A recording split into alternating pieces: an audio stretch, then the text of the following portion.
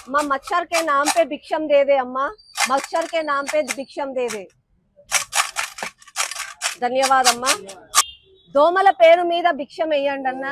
ఏడ వర్తాడ దోమలు అయిపోయినాయి, ఎవ్వరు పట్టించుకుంటలేరు. అందుకని మచ్చర్ కే నామ్ పే భిక్షం దే దే భయ్యా, మచ్చర్ కే నామ్ పే భిక్షం అన్న, మచ్చర్ కే నామ్ పే భిక్షం దే దే అన్న.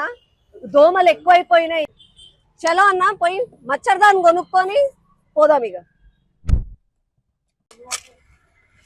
నమస్తే. మచ్చర్దాన్ ఉందా అన్న?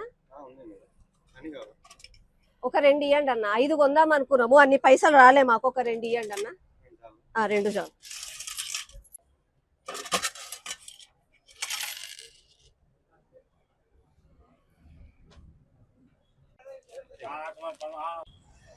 కాంగ్రెస్ ప్రభుత్వం పేరు చెప్తే బిచ్చం వేసేటోళ్ళు కూడా బిచ్చం వేస్తలేరు. నేను ఏమో అనుకున్నా గానీ రేవంత్ రెడ్డి నిజమే చెప్పిండు, అప్పులు ఇవ్వమంటే కూడా ఇస్తలేరు అని చెప్పి. మచ్చర్దాన్ని కొందాం అనుకుంటే కనీసం అవి కూడా ఇస్తలేరు. వాళ్ళము దుర్గపోతు మీద నీళ్లు పడ్డట్టే, చలనము లేకుండా, అసలుకి అంటే చోటోళ్ళు ముందల శంఖమూదుతారు అట్లనే అయిపోయింది. చెప్పినా కూడా పట్టించుకుంటలేరు. కనీసం ఇట్లా చేస్తానన్నా సిగ్గు వస్తుందేమో చూడాలి.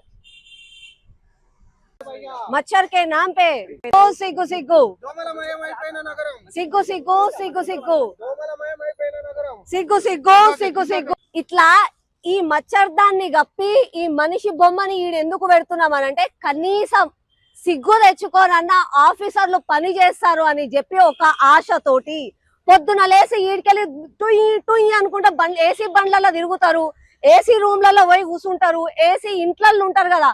అట్లాంటి వాళ్ళకి సామాన్య ప్రజలు అది బాధలు అర్థమైతలేవు.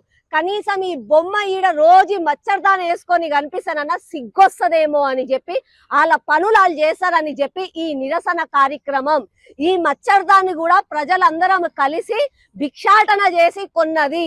దయచేసి ఇప్పటికన్నా ఆఫీసర్లు మేలుకొని ప్రజల ప్రాణాలు కాపాడండి. ప్రజలకు నరకం, ప్రజలకు నరకం. మచ్చర్ హటావ్, మచ్చర్ హటావ్.